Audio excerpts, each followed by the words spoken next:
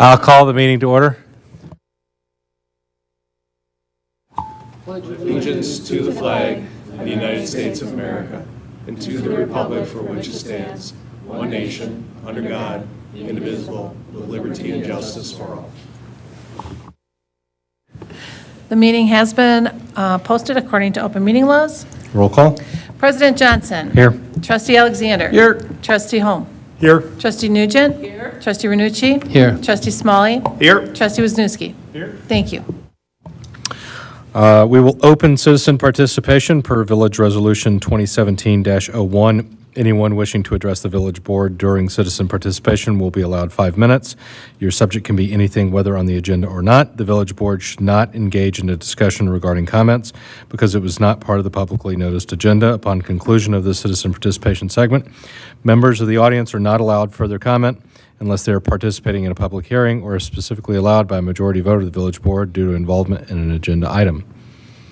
That said, John's shaking his head no.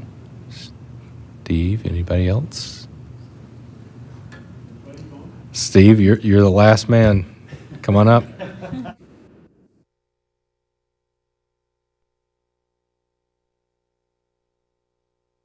Oh, they're right, okay. Steve Rostkowski, 2959 North Shore Drive, Village of East Troy. I'm here for the item 3. I don't know if it's an agenda item, miscellaneous business, so about the endpoint solutions. I have a lot of experience with the impoundment, of course, going back to the 90s. I actually had something that I was going to present many years ago, and 40, you'll like some of these names: Warzin Engineering, Ferris Hansen Consultants, Crispel Schneider, Mead and Hunt, and Triad. Sound familiar, everyone? I've been a citizen, a required citizen member and participant in many of those projects over the years. Judy Weeder and Mike Miller asked me because of my expertise in soils and chemistry. So I would like to be included, if possible. I know you have to vote on that agenda item number 3 about the continued study of the impoundment, if that would be allowed. Thank you. Thank you, Steve. I saw a bunch of other head shaking of no, so we will close citizen participation. Move on to consent agenda. One motion and a second. We'll approve all of the following items. Any item may be pulled from the list and voted on separately. I'd like to pull 3 and vote separately. Okay? Then I'll move to approve the consent agenda, items 1 and 2. I'll second. Okay, we have a motion and a second. Any discussion? I have one question.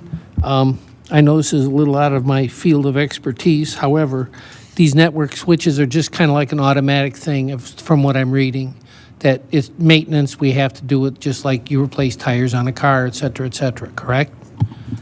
Yes. I had one recently where the capacitor blew.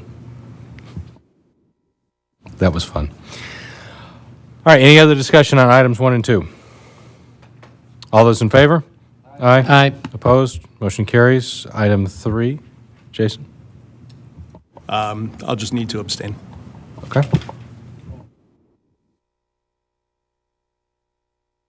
I'll move to approve item 3, the consent agenda. I'll second. Is this one day? Just, Yeah, it's one day. okay. 5 to 9. Yep.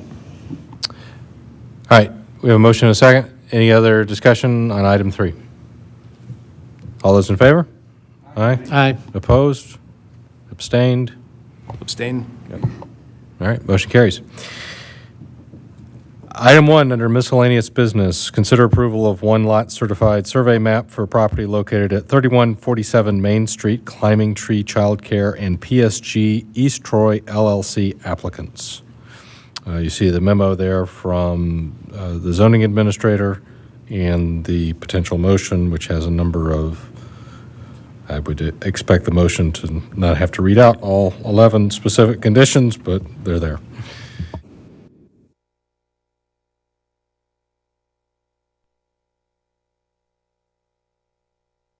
Well, I'll make a motion to approve, excuse me, the certified survey map for Climbing Tree Childcare, given the 11 conditions listed in Tim Schwecky's memo of August 10. I'll second it. Any discussion, excuse me. All those in favor? Aye. Opposed? Motion carries. Item 2, consider agreement with Excel Engineering for municipal building improvements, including main lobby and adjacent office renovations and updating HVAC systems throughout the building. Jason? So, as you remember, recently we discussed picking up the remodel of the lobby here, as well as updating the HVAC. We're having some failures in the HVAC system, which is getting quite old now. So I did reach back out to Excel Engineering, who is the firm that we had previously used. We started this project with. Now, some of you weren't on the board at that time, but we had asked them to bring us back kind of a master plan for this building, and they broke it out in phases. And I think we essentially had some sticker shock, and the project kind of fell to the wayside. We had talked about maybe doing it as a public works project, which I think would have been a great idea. Unfortunately, we just don't have the time to get to that. A lot of other things would suffer if we were to take a project of this size on. And just, I think it would be much cleaner if we could get it done by a contractor, and you know, there's going to be a fair amount of disruption with this for a few months, and I think it will happen faster if we go to an outside contractor. So I asked Excel to take a look at, you know, what they had previously provided to us. And you also remember that one of our Public Works employees, Doug Gauger, kind of came up with a design that we actually brought back to you guys and was approved. So I had said to Excel, here's kind of what we have. Here's what we would like to do to save us some design dollars on that end. Provide us a proposal to take this drawing we've got to bring it into a construction project, to bring it into state-approved drawings, or drawings that can be state-approved, and provide us bid documents to get the thing out on the street for bid. So that's kind of what you are looking at. They did break it down in phases as well. And does anybody have any questions about that? So previously, we had not talked with Excel about the HVAC. The idea was to try to do that as a separate project after the lobby was renovated. We got to talking with them, and it makes more sense really to try to do this project all at once, get the disruption done, get everything bid at once. And so basically what you're seeing here is they would come in and assess the existing building. Like I mentioned, take our design that we've provided. They would come back to us and make some recommendations, come back to the board, make some recommendations about how they would handle the HVAC phase of the project. You know, would they reuse some equipment? Would everything need to be replaced? But they would bring us those recommendations back before bidding documents are created. Then we would give them direction on how we want the project to be scoped. And then it could go out after they've assessed all of not only our design, but all of our current HVAC needs. Is this firm just architectural, or is it also general contracting? Their primary is architectural Okay, and I understand. and building construction. Well, see, when you get into building construction, now you're talking about a general contractor that would run the show.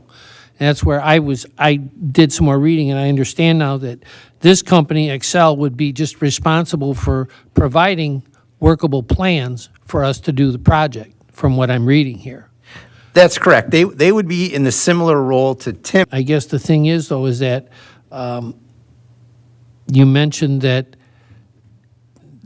Excel would give us, would produce plans that would be accepted by the state. So we need again, much like Tim provides us, a set of stamped plan sets that we can provide to the state, and then they review and approve or send, feedback on. Then we would then go to put out for bid for general contractors. Correct. And then they, in turn, would put out the bids or whatever for the separate trades. Correct. Yeah, so they would be responsible for all their own subs. Again, much like a street project, it would be a very similar fashion.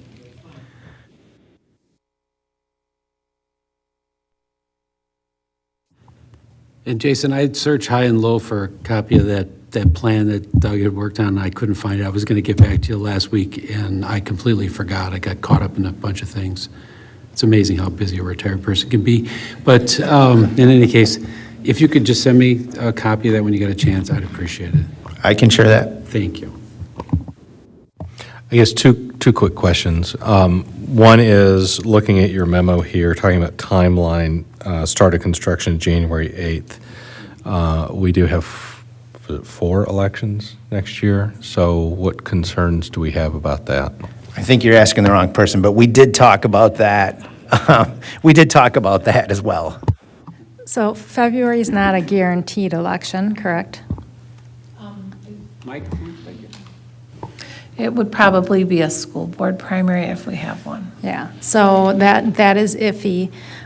Jason and I did talk about, potentially setting up temporary office space where you could access it from the other entrance in the building to be able to serve the residents because, I talked about there is some reconfiguration that's being done with the lobby that's going to affect our office spaces. I would imagine it's going to get pretty dusty. You have your computer equipment, so that's what we're talking about currently.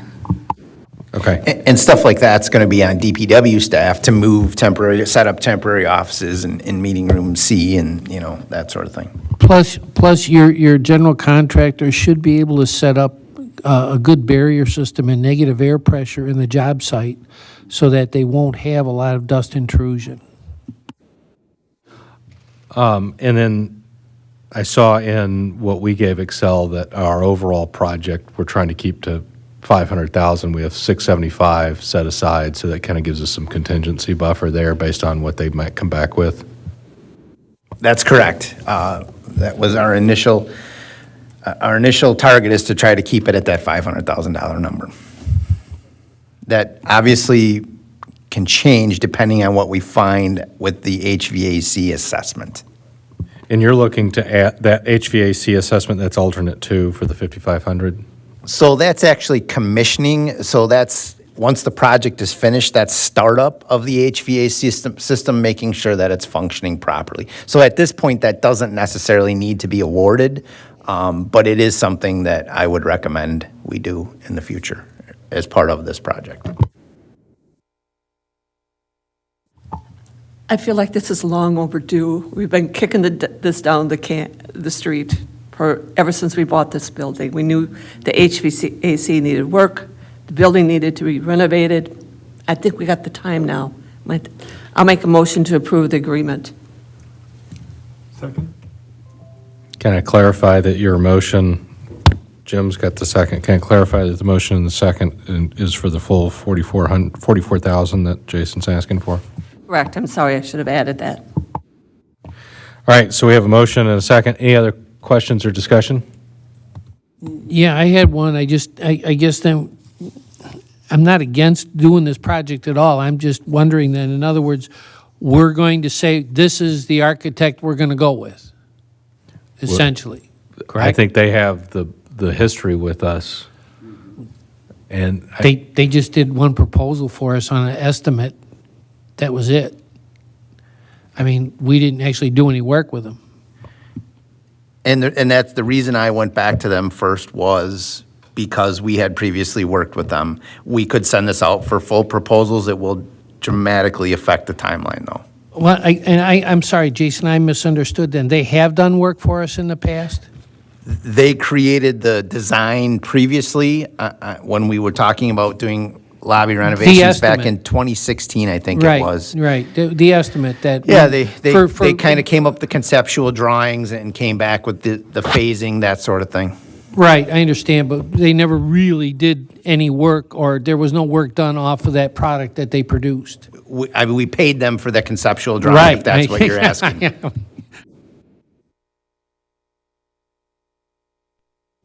Okay, any other questions or discussion?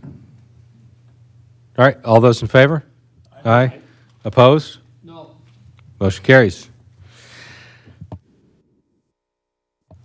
All right, item 3, consider Endpoint Solutions proposal to install and abandon monitoring wells in the prior impoundment area. Jason and Tim?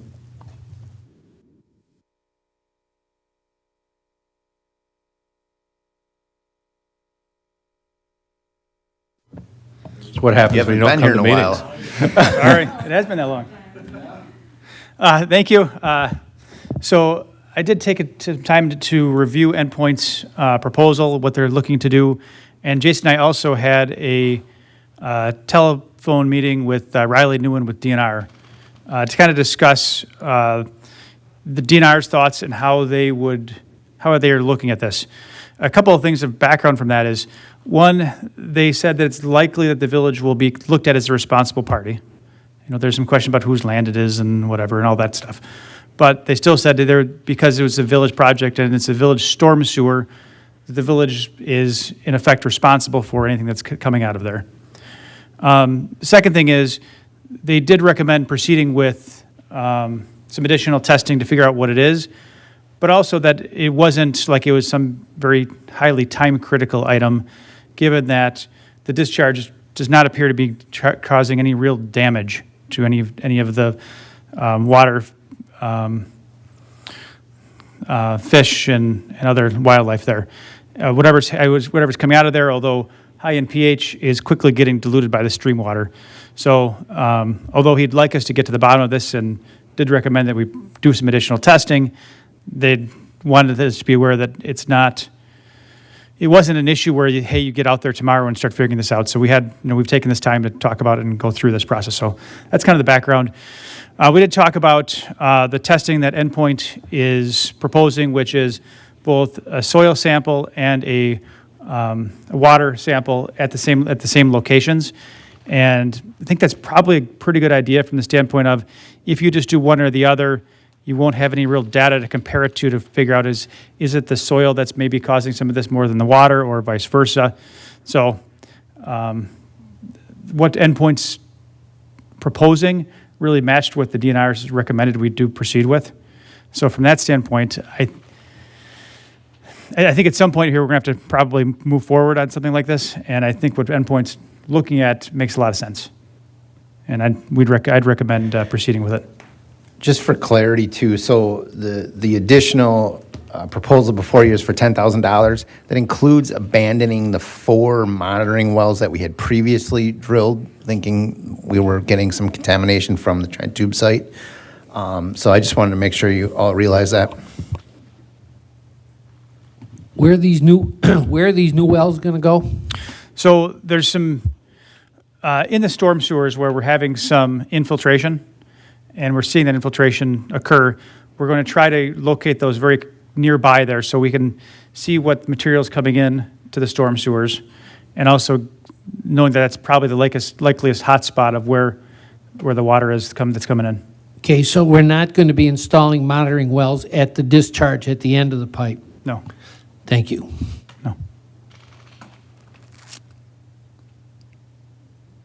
I did receive an email from Jan earlier today. I think with us not having a lot of rain, she was saying that you all are seeing not much discharge lately, but it could just be due to drought. Is that correct? Okay.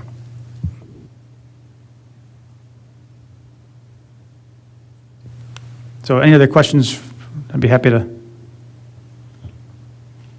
try and answer. What's our timeline then on those additional wells and getting some results back? Jason, if you refresh my memory, 4 to 6 weeks, something like that? Yeah, so I know they want to get moving on it right away. As far as getting the sampling done, I don't know at the analytical side how long it's going to take that. I would suspect a couple of weeks to bring that back. I guess the other question I was going to have is that, of course, like you mentioned, with the lack of rain or minimal amount, it could affect the strength of the contaminant. And I guess my question would be is that this is going to tell us the strength of, if or not, where it's coming from? Yeah, to your point, could it affect? Yes. I mean, in theory, if it rained a lot, it could be diluted more. I don't know that the timing on whether or not it's raining or not really matters. I mean, part of the reason we're getting the soil samples too, that endpoints they're recommending, and DNR is too, so that we could, we can see, okay, what's the truth. We try to figure out what the source is. I mean, there's a high pH there somewhere, and trying to figure out where that's coming from is really kind of the discovery part of that. So the intent is to, so we televise that pipe, right? And so the intent, and we have measurements from the end, the intent is to try to find that exact same spot on the outside of the pipe and do the sampling there, hoping that that's kind of ground zero. And you want to do all this before the pipe gets lined? We've looked into lining, and that is not going to be cost prohibitive.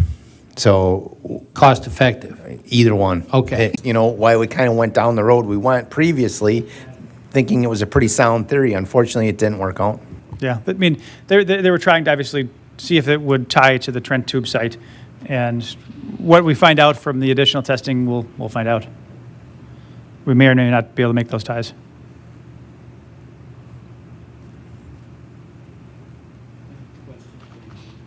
Okay. So I'll make a motion for Steve to maybe ask a question. Wait, hang on a second. I'll make a motion to allow Steve to ask some questions. I'll second that. Okay, all those in favor? Aye. All right, come on up.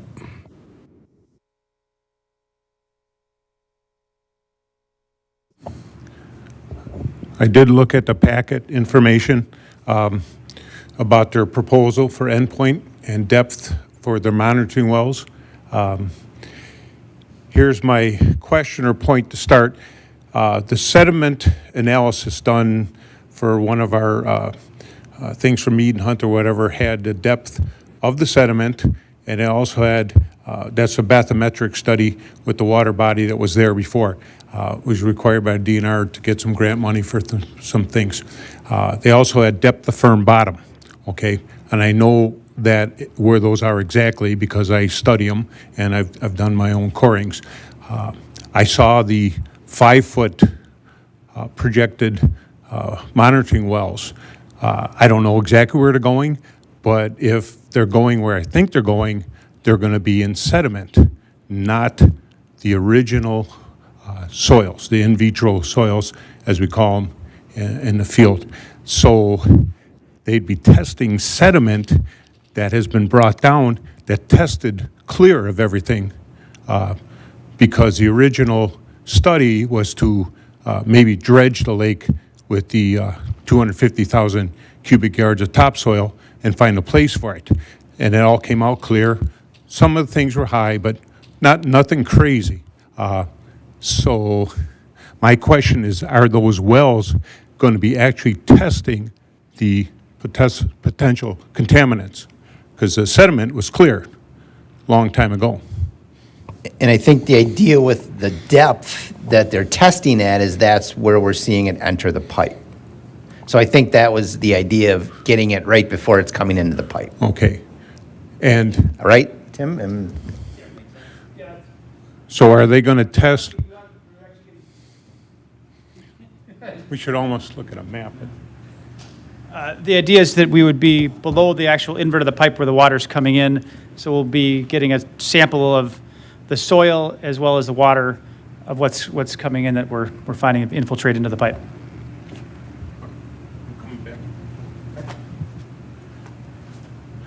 What pipe?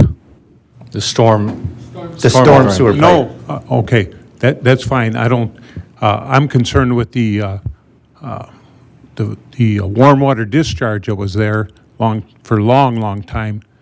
I thought we were talking about that and testing down there. I'm sorry. No, that's okay. Okay. But thank you. Thank you, Tim. Yep, no problem.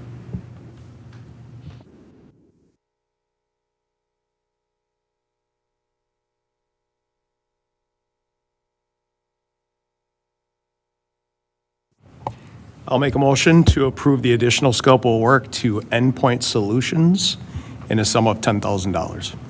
I'll second that. Any other discussion or questions? All those in favor? Aye. Aye. Opposed? Motion carries. Thank you all.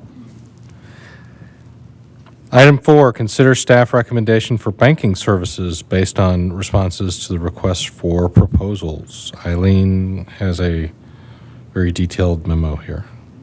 Questions for Eileen and the staff who scored this.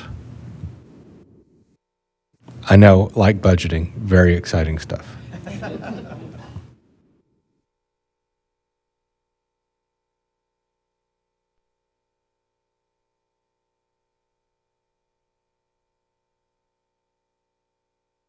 I thought it was good.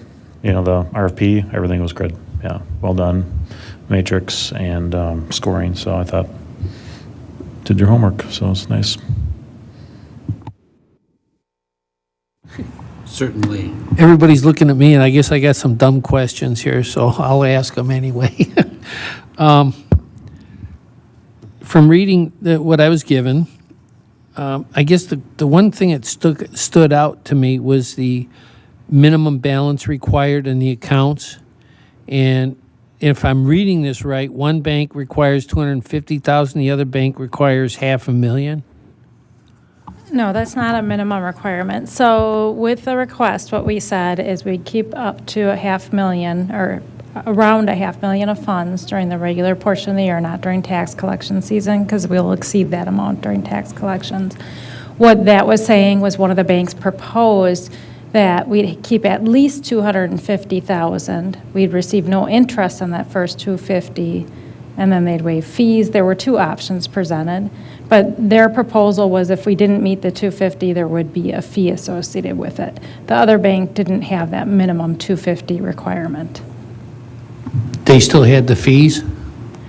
They have fees, but when you look at the analysis I provided, their fees ended up being more favorable with their interest. So you really needed to look at the interest rates they were offering and the fees and kind of net that out, because their proposals were very different and their fees were very different. And really, the big difference was in the financial aspect. I think as I summarized in my memo, their services were very similar. We didn't go out to proposal because we were dissatisfied with our existing bank. It was because we had been approached to deposit more funds at our existing bank, and because it was such a significant change, we went out for proposals.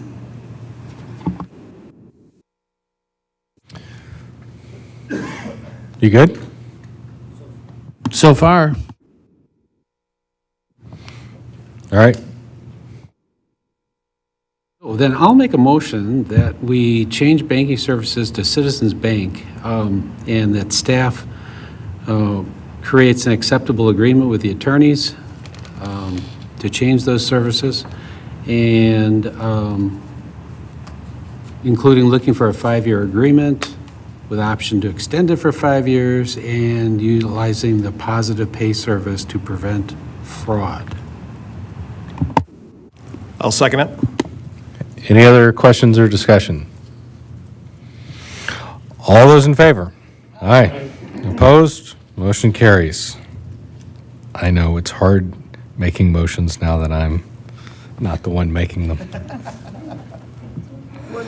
Well, you know, it's good for you. You're a good teacher. It's good for you. All right. Item 5, consider improvements for Mitchell Park and Playmore Park. You have the memo here from Vicky. And I think this is a long time coming, so I was very happy to see this. Basically, what's happening here is one swing set is being replaced at Playmore Park. Poured-in-place safety surfaces being installed underneath that. And then at Mitchell Park, there's a play structure that does not have poured-in-place. Poured-in-place is being added to that with a concrete border, similar to what's happening at Playmore. Vicky did get multiple pricing on the poured-in-place and the swing set. However, we could not, she reached out to multiple concrete contractors and could not get a second price on that, so. So in this, I saw that we're responsible for removal of anything existing. Correct. So DPW is going to take care of Yep, everything? DPW will dig out existing sand and do some preparation work for the concrete guys. They'll come in, pour the ribbon of concrete around, and then the new swing set will get installed, and then the poured in place would get poured last. What swing set are we taking out? So at Playmore, there's an older galvanized swing set. It's on kind of the south border of the property, and that's currently got sand under it. That entire area will be revitalized. So is that swing set, it's not operational anymore? Can we use it somewhere else? Yeah, I would not, especially for these dollar amounts, would not reuse that anywhere else. It's got some serious age to it. It's even previous, the last update at Playmore Park, which I think was late 90s. So I think it was there when the Lion's Head was there. I remember that being there for quite a while. And It's really loud when someone's on that swing, too. A lot of squeaky, yeah. so you may have recalled that we talked about replacing the play structure at Playmore Park in the future. However, this section is not that section. This is a different section at Playmore Park where just the swing set is. So we're not throwing money away that we're just going to rip up, in another couple of years. I was just thinking that if it was something we could reuse, you could put it down by the pier, by the fishing pond. I would not recommend doing that just because of its age. And I was just talking about the surface itself. We wouldn't have to rip up a surface, the surface that we're talking about putting down now to do the new Playmore structure. Yep, understood. We're going to scrap that, right? Yes, that would be my recommendation. Okay. And this is not the toddler's swing set. Correct. This is the swing set you're referring to is actually painted blue. This is the older galvanized steel swing, silver. So I'll make a recommendation approving the total of. You'll make a what? I'm going to make a motion to recommend that, no, I'm going to make a motion that we approve the total of $60,540 for poured-in-place surfaces and concrete work for park improvements at Playmore and Mitchell Park. I will second that. Okay, any other discussion or questions? All those in favor? Aye? Aye. Opposed? Motion carries. All right. Item 6, consider revisions to ordinance 458-24 regarding seasonal parking permits. And you see the memo here from the chief, and I'm really excited because this is one of our first things with polymorphic. All right. So this year, we're planning on issuing the seasonal parking permits for winter parking through polymorphic software, where the person will go in, they'll enter all their information, they'll pay right online, and then it comes to, I believe, me, and I either approve it or I don't. In the past, we have issued them permits that they put in their rear window. Really, officers never even really looked for those because sometimes where they were put, it's hard to see when you're behind the car anyway. So usually what the officers were using was just the information from that permit was put in an Excel spreadsheet by street, and then the officers would just see, like, we're on this street tonight. If it's got 2 cars that have permits on that street, and there's 3 cars, well, then obviously one of the cars doesn't belong. And the license plate was on the spreadsheet and all that. So that's kind of how we've always done it. So taking the information that the person enters into polymorphic, we'll just take that out and create a spreadsheet like we always do. So we will not need to, so they will not get a written permit anymore to put in the back window, so we can cut that out of the ordinance. The second thing is, with this new software, we now have the option of issuing single night permits if the village board would like to go that direction. But then obviously there's some discussion around that, like how much would you, what fee would be for the single night? Do we want to limit how many an address gets per year or per time period? Also, right now, you're only allowed two permits per address or residence. If they already have two out there, are we going to allow them to have a single night? That's some questions we have to discuss. So I have some questions. The polymorphic software, are we up and running on it just yet? We are. We're just gradually adding processes. Like right now, we have the new utility application up live on the website. Police records, is that live yet, Jeremy? Do you know? Police records I don't believe request. so, because I Okay. haven't looked it over yet. It hasn't been sent to me Okay. to look over, so I don't believe so. So Chelsea's been working on developing a public records request for polymorphic. So we're trying to do some simple processes currently to kind of test it out, get used to it before we get into fall with the parking permits, because that'll be a big one for us. So with that, if a resident wants to go out and apply for a permit, they have to go to the website, the village website. Is there an opportunity for an app? A phone app? I think you can do it from the website on the phone app. I don't think they have a specific application for it, though. Have you tested it on your cell phone? I haven't tested it yet, and I just checked it out today just a little bit, but didn't really go into it in depth. So that was just a question I have. And then as far, I mean, obviously, we do have an aging population, in East Troy. And so are we going to give an option to come to the village hall and purchase versus going online? Because I could see that being a pain point. Yes, so what'll happen is they can still come to the window and apply for it. We'll take that information and input it into polymorphic ourselves and process it for them that way. And then that way it's still, polymorphic ends up being the repository for the data. So we'll still have people that come in on site to get it in the same database as people that apply online. And then my last one is in regards to metrics. Do we know how many we've issued in the past? And have we ever had any requests for a single day? We issue probably around 50 to 60 permits per year. And as for requests for single night parking, yes, we get them all the time. Actually, we kind of keep track. And if I see like one address is like over 5, I'll send out an email to my officers and say, we don't give them permission anymore for single night, because they're just trying to do it so they don't have to buy the permit. So we do. We probably get, I would say, 4 to 5 requests a week for single night. So Jeremy, I'm fortunate to not know the answer to this question, but what is the fine for parking without a permit during those times? $25. The request for the single night, is that primarily visitors, would you suspect? Guests? Primarily visitors, or if a homeowner has something going on, their driveway's full or something like that, they request a single night.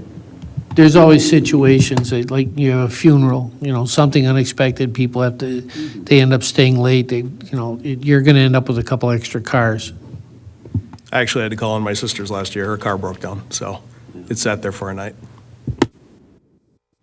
So with regard to the fees, I think single night permits make sense. Certainly, you get plenty of requests for them. And with regard to fees, I would think that $5 would be an adequate amount, a fifth of what it would cost for a penalty against it, frankly. But I wouldn't like to see the numbers increase beyond two vehicles per household because of it. And certainly, if someone walks in, we're going to have we're going to have an expense for processing that request. If they do it with polymorphic, we're not going to have an expense technically, right, for doing it. But I would still like to see some sort of fee for this. For the overnight? For Does it a have to- single night, yeah. We're, Would it have to be approved? So if you ask for a single night, does that have to be approved first? Like if- Affirmative. From what I understand is the person will fill out, like if it's 8 o'clock at night or something, they call in and say, can we have permission to park tonight? We will say, well, we now do single night permits, and we'll direct them to the site. They'll fill it out, then an email will be sent to the officers, all the officers of the department, and so that officer that's working will take a look at it, and either they'll approve it or they won't approve it. And then that person will get an email back saying, yes, it was approved, you can park overnight. Or it wasn't approved, however it works. Have we looked at any of the surrounding communities in regards to what they charge for a single night, or just to compare our? Nobody else our has fees? single night. Nobody does? So did you say that, and I'm sorry if I misunderstood, but did you say that any of the officers would be able to approve it then? Correct, yes. Oh, okay, so they wouldn't be relying on somebody. Like me on or- first shift, right. right? Yeah, okay. Right. Yeah, my only, so I was thinking about dollars like you, all right? You don't want to make it $30 because then I just pay the fine, But a permit for the season is $75, and you can have two, right? That was the change that we made, and they're both 75. They used to do a discount, but now we got rid of that. Correct. So if you do $5, I think you run the risk of somebody trying to do, you have more of an abuse problem. I think if you're at like 10, you're starting to get into the, well, okay, if you're going to do 7, you might as well just get the permit. It's 15 nights, right? Yeah, that's what I'm saying. So, yeah, that's exactly, yeah. So, I think that's the one question here. At what point are we, and I don't know, we're going to have a credit card, a portion of our fees for polymorphic are going to cover the credit card to process it. So, is $5 enough for that? I don't know. I think the other piece of it is like, what do we consider abuse? I want to be careful about how much we codify into the ordinance without letting, one, we don't have any data on it.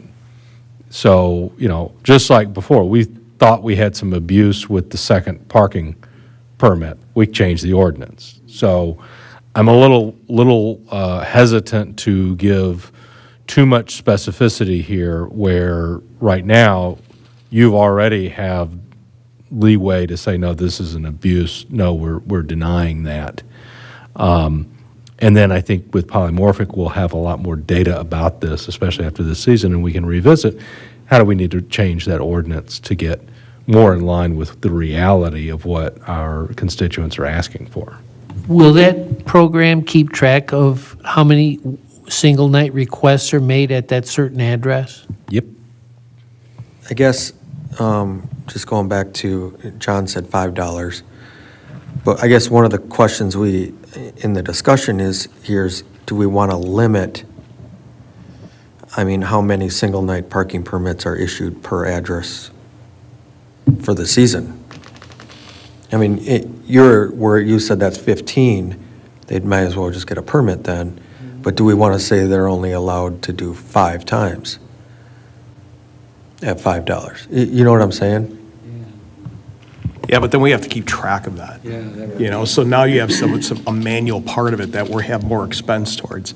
I think if somebody's using a single night, they're using it as, hey, you know what, I had a party at my house, a Christmas party, and, this person had a little too much or whatever, or doesn't want to drive home, and they rode home with somebody else. So they're going to have a single use, If they go past the 75 and they're paying $5 a piece, they're still paying into it. We're still getting revenue off of it. I agree, we need to make it a little bit higher, get into about $10 an hour. I don't know what you think, but I would think that we need to get a little bit higher on it. But, I don't see an issue with somebody continuing to use it over and over again. We're still talking about 2 places, a limit of no more than 2 spots a night. So somebody couldn't get. Are we Correct. saying? Okay. Correct. So if an address already has 2 full season parking permits and then they want a single night, it's not going to be allowed because they already have 2. So at $5 a night, we're talking about 21 nights as a break even. At $10 a night, we're talking about, what? 7.5. I think by putting that price on, you're putting the limit on the number of times that a resident's going to want to use it. If they're going to use it 20 times, they're going to go with an annual pass, not a single night.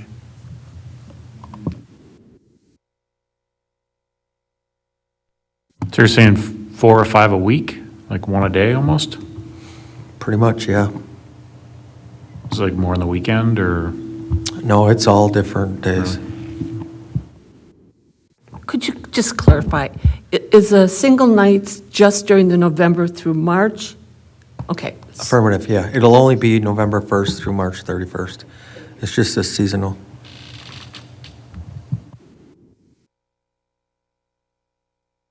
With this also, to Matt's point, we don't, 21. Without Excel, you can't do it, okay. I wasn't going to correct you, so. Okay, this is a good discussion. So you see some red lines here on the ordinance changes. So I think we need to discuss what those are. I think any of these that are related to the displaying of an actual physical pass are pretty straightforward to what the chief outlined. I think that it's the new section D here that is in question in terms of, it's kind of in the middle there, no more than blank, single overnight parking permit shall be issued. So I think, somebody correct me if I'm wrong, but I think our discussion is to strike that restriction. Correct. No more than 2 permits Per address. per address, yeah, regardless of the type of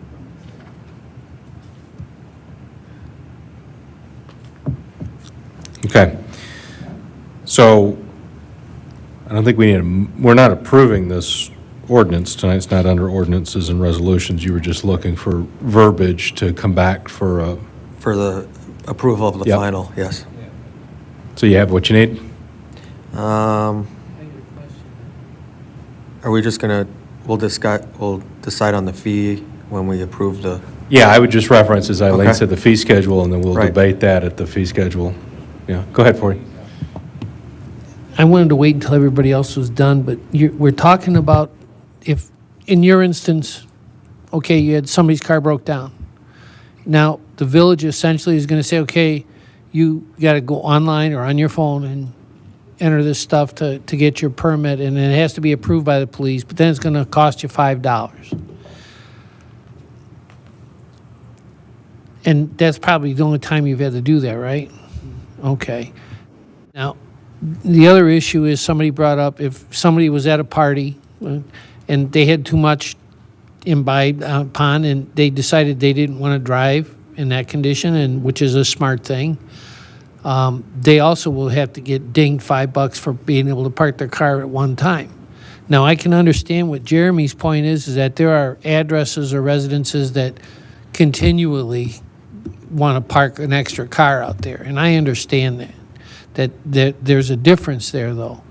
And I think we, as a village board, want the people to be able to comply and follow through with what these new proposals are. And in my opinion, to keep track, you said that this new app that you can use, it can keep track of how many times an address requests a single night parking. And in my opinion, if an address asks for 1 or 2 a year because of that, should they really, I don't think they should be paying for it for the first 1 or 2. I think it should be said, okay, fine, as long as we know you're going to be there, that's fine. Because we're asking the public to comply with something we're asking for, so the police department knows and the DPW knows. I don't know, that's just my opinion. Yeah, I get what you're saying, 40, and I tend to agree with you. The problem is we've had people abuse the process. And unfortunately, because of that, we can't be nice about, the one-off things, because then it does start to get out of control. Well, I guess, but you would know who the abusers were pretty quick. Not only that, but you have to physically manage that. So it doesn't, there's not a bell that goes off and says, yep, this person has only had 1 or 2 people, they're not gonna have to pay, So you have to manage that physically. How do you turn it on and turn it off? Somebody has to be there to say, or they have to recode the system, which maybe someday, they agreed that someday, we could make suggestions to help with that. But, I think just to start this off, we need to find out who's using it, when are they using it, how often are they using it throughout the village, so that way we can get some data to come back and say, okay, let's start working towards this. Well, then, if that's the case, I think we should make it more affordable than $5, $2, $2.50, something like that. But Well, let's debate the dollar amount in the fee schedule. I'm ready to vote no because of that fee. And in my opinion, it sends a wrong signal to the citizens. Well, right now, somebody's got to call. They got to hope that they can get in touch with somebody and explain the situation and go. Now they can be self-service, but there's a cost associated with that. And we have to absorb that cost in an increasingly high-cost inflationary environment. I think $5 for the convenience of not complying there on something that we've raised the fee on already to $75, and we still have problems with abuse. Now, the police department's not going to have to be policing this process. And there's a cost associated with that. And I agree with you. If everybody in the village could just do the right thing, and then we wouldn't have that problem. There's another cost you're not considering, and that's snow plowing, right? So if we get a rash of and free permits, you get people utilizing them a lot more, and then we get a snowstorm, a snow event, and that's what triggers people to do this. That's going to create a lot more work for us. Don't misunderstand me. I'm not saying you give these out for free all the time, but I'm saying if you've got a couple that lives somewhere down on Center Street, and a relative passed away, and there's somebody staying at their home overnight because of whatever reason.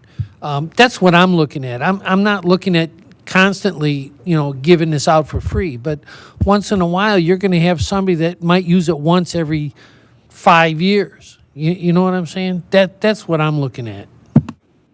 I have a different question. Right now, the permits are associated with the homeowner. How do you manage people that would park in front of your house? They have to park, according to our ordinance, they have to park in front of, how does it read? The address requesting the permit. When they get the permit, they're asked what address they're Yeah. parking in front of. And they Because have some to- people are on a corner, or like we have the apartments on the square that they park on Union Street. So it says each permit shall be issued for a specific location, shall authorize the operator to park in front of the street address listed on the permit only, and shall be valid from the day issued until, so it needs to be parked in front of their residence if they can. Like Lori said, we have the apartments on the square. They park on Union Street behind, So they get permits for Union Street because obviously they can't park on the square. But everybody else, they can park they're supposed to park in front of their residence. There's the license plate component there too. So if the license plate doesn't match to that address where they would be at, then it wouldn't be a valid permit. application. Correct. Well, the physical location, the address. So if your address is there and it's not It's usually a the phone person. number or a license plate that correspond to what it says on your spreadsheet. Oh, yeah. That's not always though, because sometimes people park their company pickup truck in front of their address, but they live there. So usually the address usually matches the homeowner of that residence or the person leasing that residence. And that's where they park, is in front of their house. Mary, I think you were maybe alluding to someone would use someone else's address to get a Well- permit? No, even closer to home, I have people parking in front of my house. And I assume there's probably other places where it's a convenient place to park. There's a tree, park under that. But During the winter, they should, if somebody has a permit across the street from your residence, they should be parking on that side of the road.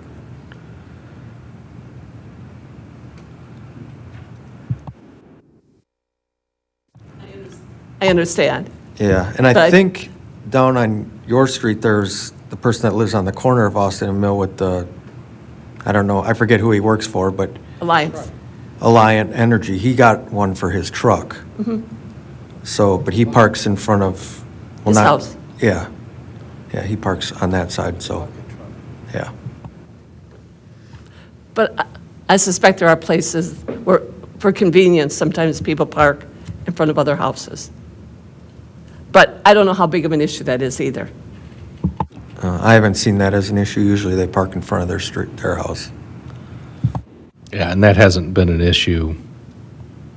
I mean, regardless of the single versus, night versus the, season-long permit, that's not risen to the level of us needing to revisit the ordinance on that.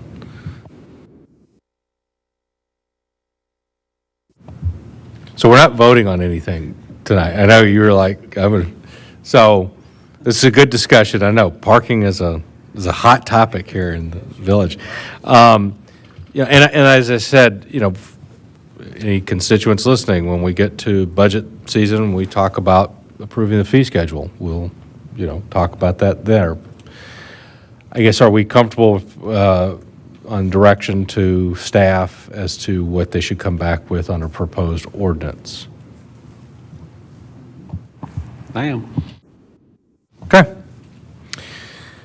Moving on to actual ordinances and resolutions that are ready. Resolution 2023-15, accepting public utilities from Lofts of Honey Creek LLC.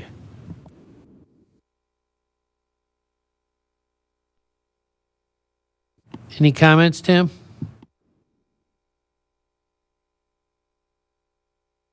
I just wondered if you had anything else to add, that's all. I'll move to approve Resolution 2023-15. Second up? Any other questions or discussion? All those in favor? Aye. Opposed? Motion carries. Moving on to reports. Library Board minutes from July 11th. Any questions for Mary? All right. Item 2, airport minutes from July 10th. Any questions for Jim? If I could just give a brief update, and Lori and I had exchanged some emails about the best way to communicate. The airport met last week, the advisory committee met last week. There's a lot of neat things going on. Hats off to Doug and the committee there for their work they're doing. And I just realized by the time these minutes would get before this body, a lot of the events would be in the past.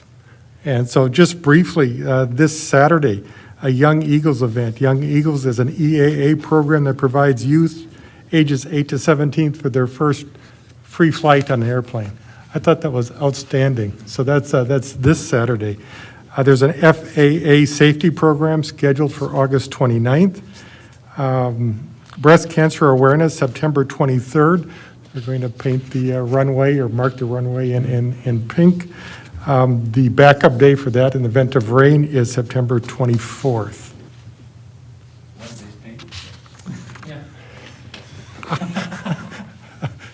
They come in with a crop duster and just,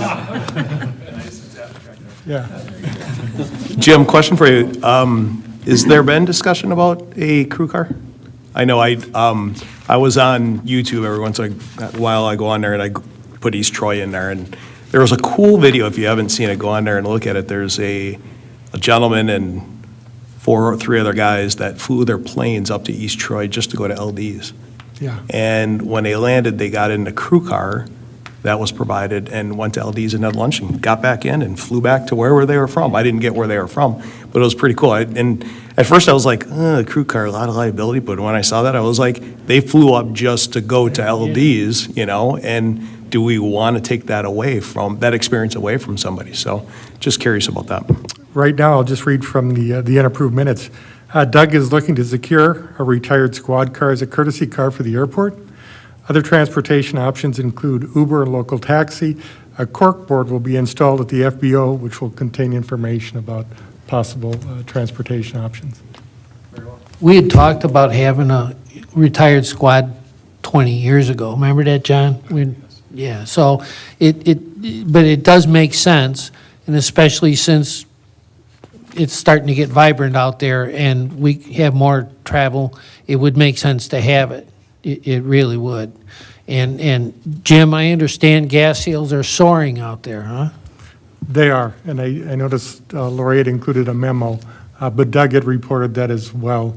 Obviously, the EAA had a big impact on it, but yeah, it seems from the feedback that we're getting, it was a wise choice, Jason, to go with those 2 types of fuel and Titan. And we do have a ladder truck coming out of service soon, so if you do need that for a crew car, We'll pass. Can Hard we no, get hard that? no. Can we get that for less than 1.5 million? that's the replacement one. This one, we'll give you a bargain on it. Okay. I know. If it's just going to LD's, it'll fit in beautifully. Yeah, Leon's already got a old fire truck over there. Hey, that's great. Thank you for those updates. I think too that we have computer terminals out there, so another great use of polymorphic once we get figure out a process for people to book that crew car. I'm going to skip down to item 5 for a second, just because it says airport update here, and we're talking about the airport. So this is the information from Lori about fuel sales. Any questions for Lori on this or the graph? My only question is, do we have, probably not, do we have any metrics from previous year? Oh, yes, we do. Oh, that would be amazing to see. I think we got one accidentally. Lori has some updated info for you. Yeah, obviously the memo I had to get out there, and we've been just last week got access to all of the reporting functions that we have, and we've been trying to reconcile some stuff. But I did, for the period of time that we have taken over the fuel farm, which would be June 16th through today, the difference in fuel sales from 2022 to 2023 shows an increase in 2023 of about 3,400 gallons. Yeah. So Eileen and I were working this morning on trying to get a profit statement going. Do I have that up? I think I might. So right now, if we look at profit for the time that, again, the time frame that we have taken over the fuel farm, which would be June 16th to current, we had to purchase the fuel that was in the tanks, but we're not taking that cost of business that was that closeout agreement with the prior person. We are looking at about an $8,600 profit at this point, as long as we don't factor in the cost that we had to pay out for the fuel we couldn't sell, the Swift fuel. Yeah. Because it's kind of a cost of doing business, but we did make that choice. We did have to pay for that. It's a one-time thing. So our cost is 54,000? And our sale was 62? Right? Yeah. Yeah, this was done from June 16th to August 16th because we were working on it last week. So, we had the fuel that was in the tank, and we've had 2 deliveries since then. And we placed another order today. Oh, okay. So the asterisk that I keep putting on this is, that was EAA, right? That was, except for the fact that what Lori just shared with us was also EAA last year. So we increased our sales by 3,400 gallons. It's obviously some different strategies, but I mean, that's a huge win, I think. And hopefully we can continue to build on it, because airport traffic has increased at the fuel pump, obviously, I think by the what we're word's, reporting. getting out. I hope. Let's hope. And let's hope it continues to build. I don't know if we do this, it might be a comment more for Jim, but if we do a comment card type deal, what brings you to East Troy? Where are you from? Just, maybe 5 or 6 questions. You usually get those, if you go to a restaurant, you open it up and they have a comment card there. How did we do today type thing. That might be beneficial. Maybe Titan has a program like that they can supply us with cards. But that might be beneficial in the future for marketing purposes. We're getting an influx of people from Des Moines, so we want to target that area when they're coming to EAA, to try to drive sales. To your point, I would like to continue to try to build our socials, right? To help get the word out and to help, maybe get some of that feedback through socials and through a QR code. That's a great idea, to make that happen. I know the BOA is they're doing actually a marketing study, an economic study, I should say. And there's a QR code, which I believe we now have in the FBO, that you can scan and talk about your experience at an airport. So, and that's feedback then that the Bureau of Aeronautics gets. So So I wonder if we could, in turn then, after they collect that data, if we could parse out our data from it. their intention is to share that obviously with everyone. So Do we do any kids programs at the airport?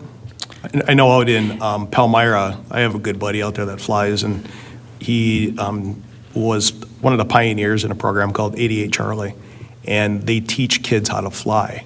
They teach them how to repair, everything. So I don't know if that's something that we might look into in the future as well.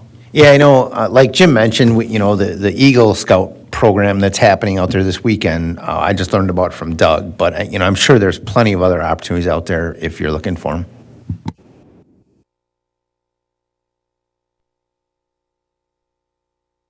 No, thank you. No, thank you. This is fantastic. This is the most conversation we've had on a report, and I don't know how long. And it's all positive, too. I was so. just going to say, positive. Positive discussion, all right. All right, we'll go back up to item 3, Booth Lake minutes. Any questions for Joe? Joe, can you top that?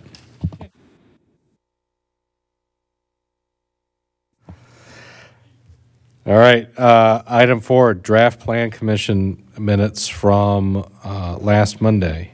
If you got questions, ask 40. I was not here. It was a very short meeting. All right. Items 6, 7, and 8, emergency services minutes from July 18th, budget workshop minutes from July 25th and August 8th. Any questions for Jason?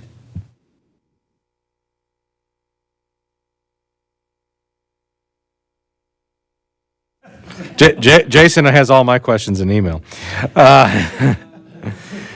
All right, items 9 and 10, CDA minutes from March 27th and May 22nd. Any questions for Jim, who remains our chairman?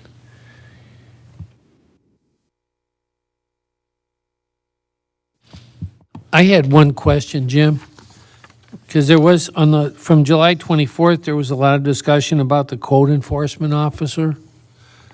And I was also reading from the other thing about the code enforcement's report.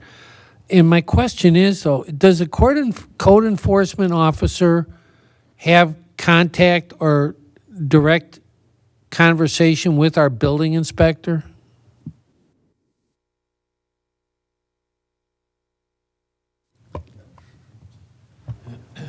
Only if they need to, I guess.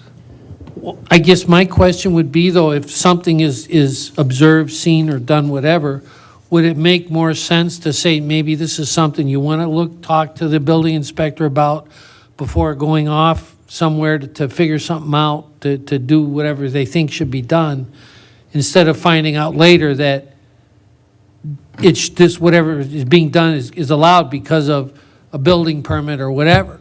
You know what I'm saying? A little communication might go a long way. I don't believe Allison oversteps. No, I'm not, I'm just saying, bounds. that I know some people that had a permit to do work, they had a dumpster in the yard, and they were told they had to get it out because it was unsightly. And they had a permit for construction to do work on the home. But if they'd had contacted the building inspector, they would have found that out and not even had to go worry about that.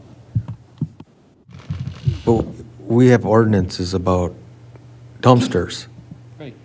And if the dumpster's not placed in the correct location, then she's going to call them out. It was in the driveway next to the house, behind the garage, right in front of the garage. I mean, it was right where Well, the stuff we have was an coming in. ordinance against that, though, so Why? I mean, it's, where else are they supposed to put it? In the closet? we've had people call the police department and ask for permission, like, they tell us we're going to put this dumpster in the driveway for 2 weeks and then it'll be gone, and we'll say, okay. But if they don't call and let us know Right. that the dumpster's going to be there, But the dumpster was not even in view of the street. It was behind the front view of the house in the driveway. is it against ordinance where it is? It probably was, so that's why she called it out. But that, So I think. I guess my question is there has to be some clarification somewhere, because So- if a person gets a permit to do work, I don't think that they should be required to go look at all the police codes to see if they're going to be in trouble by putting the Okay. dumpster on their property. Yeah, so I think for Allison's presentation to the CDA, it was just kind of, hey, here's who I am, here's what I do, especially since we've had some troubled properties that we've tried to redevelop. And I asked her to assist us with better process because she does work with other municipalities on how we can address those. To what you're speaking to, which is not necessarily problem properties, but more of process. I'm going to go back to polymorphic. There's some coordination that has to be done between Allison, the chief, and Josh, but also with DPW on some items as well. And I know that they're looking at what does that process look like. So if it's appropriate to include things like building permits or, talking with Scott, then I think they'll have that process nailed down. I just don't want to see somebody go off on a tangent and then find out that I should have maybe checked with somebody first. Anything else for CDA? All right, I will make a motion to adjourn. Second? All those in favor? Aye, we are adjourned. Thank you very much. Turn off your mics.